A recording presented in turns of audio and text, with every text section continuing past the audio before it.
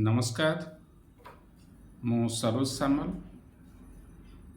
गत किछि दिन भितर मु भारत वर्षर महामहिम राष्ट्रपति भारत वर्षर मान्यवर प्रधानमंत्री भारत वर्षर शिक्षा मंत्री ओडिशार महामहिम राज्यपाल ओडिशार मान्यवर मुख्यमंत्री ओडिशार गणशिक्षा मंत्री एतत् भिन्न भारत वर्षर विभिन्न राज्यर राज्यपाल एवं मुख्यमंत्री मानंकु एक चिठी लिखिछि जे चिठीर सारांश हेउछि जे प्राथमिक विद्यालय रे प्रचलित हेउथिबा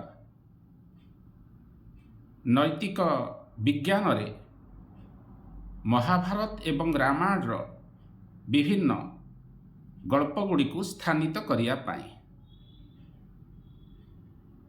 एहार मुख्य उद्देश्य होछि आज समग्र विश्व रे एवं भारत वर्षे मध्य नैतिकतार अवक्षय घटुछि। आपण माने जानती दे नैतिक मूल्यबोध गोटे पिला भितरे सृष्टि करिबारे पिलाटीर परिवार एवं परिवार बाद आउ जदि कोनसी एजेंसी थाए जे प्रमुख एवं प्रधान भूमिका ग्रहण करे ताहा हेउछि प्राथमिक विद्यालय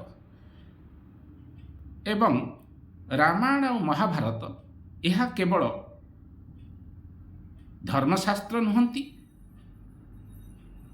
रामायण एवं महाभारत रे अर्थनीति युद्धनीति विज्ञान सम्मत विभिन्न मत एतद् भिन्न राष्ट्रनीति प्रभृति विभिन्न विषय विशद भाव में आलोचना करा जाइछि।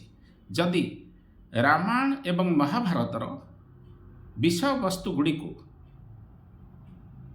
प्राथमिक विद्यालय स्तर रे नीतिशास्त्र माध्यम रे प्रचलित करा जाए तार व्यापक एवं विस्तृत प्रभाव आमर आगामी वंशधर उपरे पड़िबो।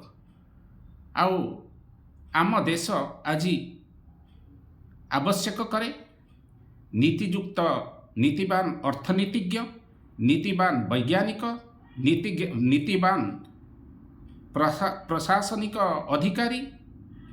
तेणु भारत वर्ष रे जो नीति एवं नैतिकतार नैतिक मूल्यबोधर अवक्षय घटी घटी चली जदि प्राथमिक विद्यालय स्तर रे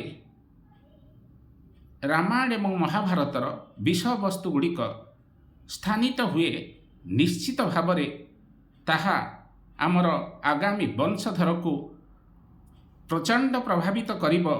एवं स्वामी विवेकानंद जो कथा कहूथिले मु चाहूँची भारत वर्षर शिशु मानंकु सेमती गढ़ी तोलिया पई चाहिबी जो मानकर शिरा होइथिबो लुहार शिरा एवं जो मानकर मांसपेशी होइथिबो स्टील मांसपेशी।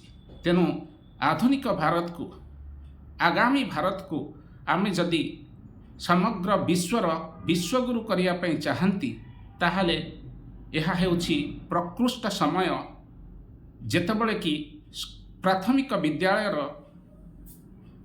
पुस्तक गुड़िकरे रामायण एवं महाभारत को स्थानित करिया उचित। कारण यह भारत वर्षर खाली जातीय चरित्रर सूचना देउनाही भारतीय शास्त्र रे किभली प्राचीन शास्त्र रे किभली अर्थनीति थिला किभली शिक्षा नीति थिला किभली युद्धर रणकौशल थिला ये सब को एमाने परिचय दियंती।